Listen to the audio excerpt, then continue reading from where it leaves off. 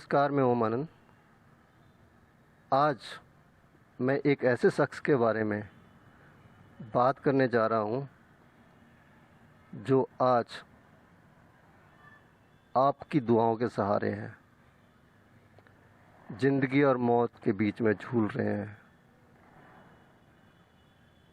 जब वो स्वस्थ थे तो आपको हास्य के रस में झुला देते थे और आप हास्य के साथ उड़ने लगते थे।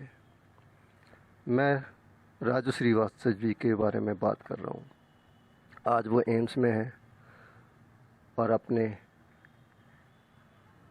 इलाज के लिए, अपने स्वास्थ्य के लिए आपकी दुआओं के मोहताज हैं, क्योंकि दुआ एक ऐसी चीज़ है जो ना खरीदी जा सकती है, ना मांगी जा सकती है। आप दे सकते हैं तो ज़रूर दीजिएगा, उनके स्वास्थ्य की कामना कीजिएगा। अभी मेरे साथ हैं अमित जी। अमित जी उनके बहुत क्लोज रहे हैं और आज भी वो दिन रात हॉस्पिटल में उनके साथ रहते हैं। तो उनसे जानते हैं कि आज उनके स्वास्थ्य में कितना इम्प्रूवमेंट हुआ है, वो कैसी स्थिति में हैं। जी अमित जी, आपका स्वागत है। और बताइए राजू श्रीवास्तव जी इस समय कैसी हालत में है? आनंद जी, देखिए, बात यह है कि बहुत ज़्यादा नर्वस हूँ और कुछ कहने में असमर्थ हूँ। लेकिन मेन बात यह है जो आपने कहा कि दुआओं की ज़रूरत, इसमें कोई दो राय नहीं है कि केस अब दुआओं का ही है। डॉक्टर बेहद मेहनत कर रहे हैं, जिसकी मैं कोई शब्द नहीं है हमारे पास। पूरा देश, पूरा विश्व, इवन दो जहाँ तक लाइव मैंने देखा है, कानपुर में हवन भी चल रहे हैं। इवन दो हरिद्वार में भी कुछ साधुओं ने हवन किया और विदेशों में भी अथक दुआएं चल रही हैं। और रही बात स्वास्थ्य की, तो स्वास्थ्य तो वास्तव में ही गंभीर है, लेकिन परिणाम बीच बीच में नज़र आते हैं कि कुछ उम्मीद, लेकिन स्वास्थ्य वास्तव में ही बहुत गंभीर है। और मुझे अंदर से बार बार ये कहीं से आभास होता है कि जिस शख्स के लिए, मेरे गुरुदेव के लिए, अगर पूरा विश्व प्रार्थनाओं में लगा हुआ है तो वो प्रार्थना जरूर सफल होगी और गुरुदेव फिर से हमें हंसाएंगे। गजोधर एक ऐसा कैरेक्टर है, ज़्यादातर लोग उन्हीं को गजोधर के रूप में मानने लगे हैं, गजोधर भैया। तो गजोधर भैया को आपने स्टेज पे देखा हंसाते हुए। राजू श्रीवास्तव जी के ये काफ़ी क्लोज हैं, वो उनको अपना गुरु मानते हैं। तो वास्तविक राजू के बारे में हम चाहेंगे कि वो थोड़ा सा प्रकाश डालें कि जो स्टेज का राजू श्रीवास्तव है और स्टेज के पीछे का राजू श्रीवास्तव है, उनमें कितना फ़र्क है। देखिए, शायद उन्हें पूरा विश्व जानता है कि वो एक बहुत बड़े हास्य सम्राट हैं, अपने दम पर बने हैं, संघर्ष से बने हैं। और सच्ची श्रद्धा, लगन, मेहनत, ये शब्द छोटे पड़ जाएंगे उनके लिए। लेकिन जो बात आपने पीछे की कही कि स्टेज के पीछे की, आनंद जी, तो उसमें मेरे पास शब्द नहीं है। जब वो मुझ जैसे व्यक्ति को, मैं मुझ जैसा क्यों कह रहा हूँ, मेरा कोई रेफरेंस नहीं था, कोई मेरे पास अप्रोच नहीं थी, किसी का मैं सहारा लेके नहीं गया था। मैं ऐसे ही मुंह उठा के उनसे जब पहली बार मिलने गया और मैंने बताया, सर मैं वकील हूँ और ये सब चीज़ें आपको देख के प्रेरणा मिली है, मैं करता हूँ। तो बस ऐसा हुआ कि उन्होंने हमें गले लगाना, कि अपने घर में बसाना, अपने साथ कार्यक्रम पे ले जाना, छोटे छोटे टिप्स देना, जिससे मेरे बड़े बड़े कार्य सफल होने लगे।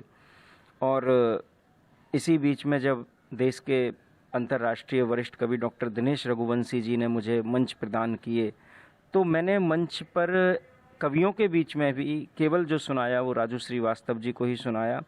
जो बात आपने पूछी है स्टेज के पीछे की, उसके पास इसलिए शब्द नहीं है कि वो जो फिल्म के सेट पे भी होते हैं, एक दो मूवी में मुझे उनके साथ रहने का सौभाग्य मिला। मैं मूवी में नहीं था, लेकिन जो उनके साथ मैंने बारीकियां देखी, अपने सेट पे एक एक बंदे का, चाहे वो कैमरामैन, लाइट्समैन, ये तो बहुत बड़े होते हैं साहब, ऐसे ऐसे लोग होते हैं जो चाय बना के ला रहे होते हैं।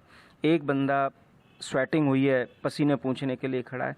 हर बंदे को नाम से जानना, उसका ध्यान रखना, उसने खाना खाया है नहीं खाना खाया है, मतलब इंसानियत। आदमी यकीन नहीं कर सकता कि जो वर्ल्ड सेलिब्रिटी हैं, स्वच्छ भारत अभियान के एम्बेसडर हैं और इतने बड़े राजनेता भी हैं, योगी जी ने उनको कैबिनेट मिनिस्टर दर्जा देकर फिल्म टेलीविज़न बोर्ड का चेयरमैन बना रखा है, कि वो व्यक्ति मतलब एक साधारण व्यक्ति के साथ भी इतना ध्यान रखेगा कि उसके मतलब पेरेंट्स भी शायद, मतलब वो जिसके साथ जुड़ते थे उसके लिए, वो उसके भाई, जो भी रिश्ते, मान लीजिए लेडीज हैं तो उसके लिए भाई हैं, वो मैं हूँ, मेरे लिए मैं खूब कहता था, मैंने कि सर वो इवन दो मुझे पैर तक भी कह रहे, अरे अमित तुम छोटे भाई हो, ऐसी बात नहीं है, तुम छोटे भाई हो और बहुत अच्छा करते हो, तुम इस चीज़ को करो।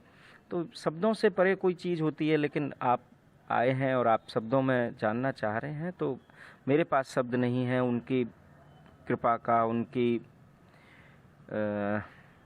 प्रेरणा का, और उनके जो उपकार, वर्ड भी छोटे पड़ जाते हैं जो उनके कार्य हैं उनको वर्णन करने का। अमित जी ने जो उनके बारे में बताया, जो अनछुए पहलू हैं, कुछ ऐसी यादें होंगी जो इनके साथ घटी होंगी, तो हम चाहेंगे वो भी हमारे दर्शकों के साथ शेयर करें। जी देखिए, अभी ऐसा मैं हूँ नहीं उस मूड में, लेकिन मैं आपको एक छोटी सी घटना बता देता हूँ कि 24 मार्च 2021, तो मैं सर से कहता था, मैंने कि सर मैं तो मिलता ही रहता हूँ, हमारी मम्मी यूपी से हैं और मम्मी तो आपको देख देख के एकदम से लोटपोट हो जाती हैं, कभी ऐसा मौका आए कि आप घर आएँ और मम्मी मिल सकें। उन्होंने कहा अमित हम ज़रूर आएंगे, लेकिन सर 23 मार्च 2021 को सर का फ़ोन आया कि अमित प्रोटोकॉलर सिक्योरिटी इतनी टाइट है कि पॉसिबल नहीं होगा। और जहाँ वो जाते थे, देखिए काफ़िला उनके साथ, और फिर जहाँ वो पहुँच रहे हैं वहाँ लोग जुड़ जाते थे। तो सर का फ़ोन आया, कह रहे अमित कल मैं दिल्ली में हूँ, आपका स्वागत है। तो मैं और मेरे मित्र एडवोकेट शिशुपाल जी और मम्मी, हम तीनों लोग गए। मैं आपको अनछुई घटना बताता हूँ। तो 24 मार्च 2021 को एकादशी पर्व था, तो उन्होंने पूरी व्यवस्था कर रखी थी हमारे खाने पीने की, तो लेकिन एकादशी थी, मैं और मम्मी रखते हैं उसके बावजूद भी, तो हम 15-20 मिनट 25 मिनट बैठे रहे हैं, चाय आ गई उन्होंने, अब मम्मी बिल्कुल ऐसे सीरियस बैठी हुई हैं, एकदम सीरियस बैठी हुई हैं। तो वो बोले कि अमित क्या हुआ माता जी को, भाई वो बड़े सीरियस बैठे हैं। मन की सर उन्हें यकीन ही नहीं हो रहा ये राजू श्रीवास्तव जी हैं। तो वो हल्का सा उन्होंने स्माइल दी, कह रहे भाई हमारे 2 ही हाथ हैं, 2 ही कान हैं, 2 ही पैर हैं, हम तो। मन की सर वो आपका जो जुमला है ना, भैया आपको टीवी पर तो बहुत देखा है लेकिन जिंदा पहली बार देख रहे हैं। तो वो फिर इस पर उन्होंने चुटकी ली। मन की सर वही मम्मी के साथ हुआ। तो फिर सर ने लाइट मोड में बस फिर वो 2-2.5 घंटे महफिल जमी, और इतना उन्होंने अपने कैरियर, जो मेरे लिए प्रेरणा भी बना, सन 88 से लेके और 2021 तक के न जाने कितने किस्से उन्होंने शेयर किए, being a artist, being a पिता, being a Guru, being a teacher, being a tutor. मतलब जो अगर हम जिंदगी में उनकी प्रेरणा से कोई बहुत बड़े आर्टिस्ट बन गए, ये कोई बहुत बड़ी बात नहीं आनंद जी, मैं आपके न्यूज़ चैनल के माध्यम से बताना चाह रहा हूँ। ठीक है, बन जाएंगे नहीं बनेंगे वो एक अलग बात है, डेस्टिनी हो सकती है, गुरुदेव की कृपा आशीर्वाद हो सकता है, लेकिन अगर मैं उनसे कहीं प्रेरणा लेकर कहीं कुछ अच्छा इंसान बन पाया तो शायद मैं समझूंगा कि उनका शिष्य होना मेरे लिए सफल रहा। तो अनछुए पहलू ऐसे थे कि उन्होंने कहा, फिर जब उन्हें लगा कि मम्मी बड़ी सीरियस है, उन्हें लग नहीं रहा और उन्हें फील नहीं आ रही कि ही इज़ राजू श्रीवास्तव, तो वो अरे लीजिए लीजिए माता जी, चाय चाय तो एकादशी में पीते हैं ना, अगर पीते हैं तो फिर चाय जरूर पी लीजिए आप, बाकी हम आपसे कोई जिद नहीं करेंगे। और उनके मतलब अनछुए ऐसे पहलू थे। एक बार हम कानपुर में शो कर रहे थे, तो शो के बाद किसी ने रात को घर पे उन्होंने कहा, वो वहाँ के प्रभावशाली व्यक्ति, क्या मतलब प्रभावशाली इंसान थे, प्रभावशाली व्यक्तित्व तो वो हो सकता है, कोई पॉलिटिशियन है, लेकिन वो इंसानियत के। तो उन्होंने कहा कि राजू भैया जब निकलो तो जरा घर पे चरण टेक देना।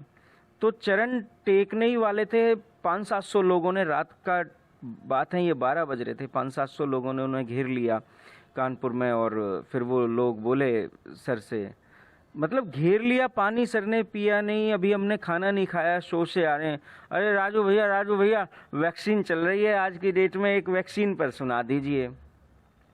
तो सर मतलब चलते चलते भी वो ऐसी चीज़ें, मतलब अभी जैसे हम और आप बैठे हैं ना, हमारे दिमाग में कुछ भी चल रहा हो, वो 24 घंटे केवल ये सोचते थे कि मैं हास्य कैसे पैदा करूं।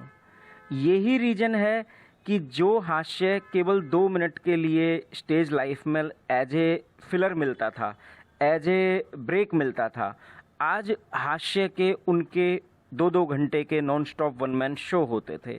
वो चीज़ उन्होंने पैदा की। वो बैठे हैं, देख रहे हैं, ये यहाँ हमारी नज़र में ये पत्थर है, आपकी नज़र में ये माइक है, उनकी नज़र में ये हास्य है, उनकी नज़र में ये हास्य की दुकान है। तो वहाँ उन्होंने वैक्सीन के ऊपर बोला कि भैया हमने किसी से पूछ लिया, भाई हमें वैक्सीन लगवानी है, बताओ कहाँ पे लग रही है।